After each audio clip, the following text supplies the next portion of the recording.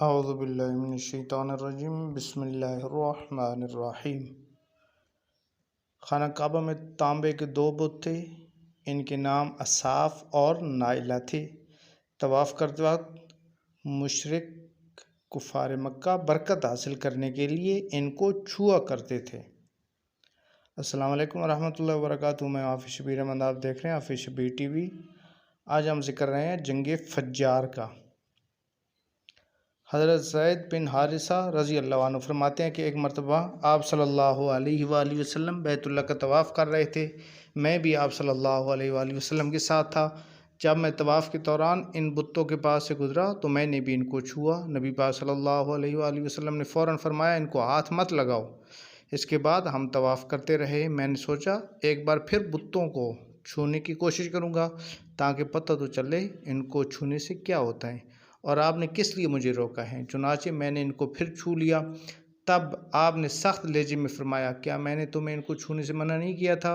اور میں قسم کھا کر کہتا ہوں نبی پاک صلی اللہ علیہ وآلہ وسلم کبھی بھی کسی بت کو نہیں چھوا، یہاں تک کہ اللہ تعالیٰ نے آپ کو نبوت عطا فرما دی اور آپ پر وحی نازل ہونے لگی۔ اسی طرح اللہ تعالیٰ حرام چیزوں سے بھی آپ کی حفاظت فرماتے تھے۔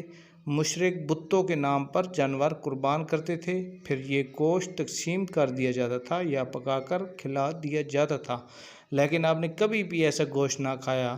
خود آپ نے ایک بار ارشاد فرمایا، میں نے کبھی کوئی ایسی چیز چکھی نہ کھائی جو بتوں کے نام پر ذبح کی گئی ہو، یہاں تک کہ اللہ تعالیٰ نے مجھے نبوت عطا کر دی۔ اسی طرح آپ سے پوچھا گیا، کیا آپ نے بچپن میں کبھی بت پرستی کی؟ آپ صلی اللہ علیہ وآلہ وسلم نے ارشاد فرمایا نہیں۔ آپ سے پھر پوچھا گیا، آپ نے کبھی شراب پی؟ جواب میں آپ صلی اللہ علیہ وآلہ وسلم نے ارشاد فرمایا نہیں، حالانکہ اس وقت مجھے معلوم نہیں تھا کہ کتاب اللہ کیا ہے اور ایمان کی تفصیل کیا ہے۔ آپ صلی اللہ علیہ وآلہ وسلم کے علاوہ بھی اس زمانے میں کچھ لوگ تھے جو جانوروں کے نام ذبح کیا گیا گوشت نہیں کھاتے تھے اور شراب کو ہاتھ بھی نہیں لگاتے تھے۔ بچپن میں آپ نے بکریاں بھی چرائیں۔ آپ مکہ کے لوگوں کی بکریاں چرایا کرتے تھے، معاوضے کے طور پر آپ کو ایک سکہ دیا جاتا تھا۔ آپ فرماتے ہیں اللہ تعالیٰ نے جتنے نبی بھیجے ان سب نے بکریاں چرانے کا کام کیا، میں مکہ والوں کی بکریاں قرارید سکہ کے بدلے چرایا کرتا تھا۔ مکہ والوں کی بکریوں کے ساتھ آپ اپنے گھر والوں اور رشتہ داروں کی بکریاں بھی چرایا کرتے تھے۔ پیغمبروں نے بکریاں کیوں چرائیں؟ اس کی وضاحت یوں بیان کی جاتی ہیں، اس کام میں اللہ تعالیٰ کی زبردست حکمت ہے۔ بکری کمزور جانور ہے، لہذا جو شخص بکریاں چراتا ہے اس میں قدرتی طور پر نرمی، محبت اور انکساری کا جذبہ پیدا ہو جاتا ہے۔ ہر کام اور پیشے کی کچھ خصوصیت ہوتی ہے، مثلاً قصاب کے دل میں سختی ہوتی ہے، لوہار جفا کش ہوتا ہے، مالی نازک طبع ہوتا ہے۔ اب جو شخص بکریاں چراتا رہا، جب وہ مخلوق کی تربیت کا کام شروع کرے گا تو اس کی طبیعت میں سے گرمی اور سختی نکل چکی ہوگی۔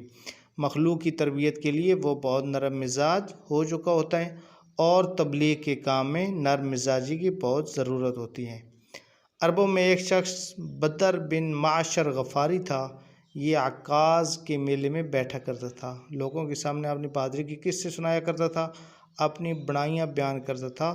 ایک دن اس نے پیر پھیلا کر اور گردن اکڑا کر کہا، میں عربوں میں سب سے زیادہ عزت دار ہوں، اور اگر کوئی خیال کرتا ہے کہ وہ زیادہ عزت والا ہے تو تلوار کے زور پر یہ بات ثابت کر کے دکھائے۔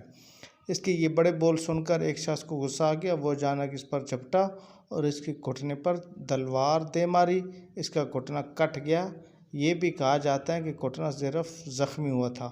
اس پر دونوں کے قبیلے آپس میں لڑ پڑے، ان میں جنگ شروع ہو گئی۔ اس لڑائی کو فجار کی پہلی لڑائی کہا جاتا ہے۔ اس وقت آپ صلی اللہ علیہ وآلہ وسلم کی عمر 10 سال تھی۔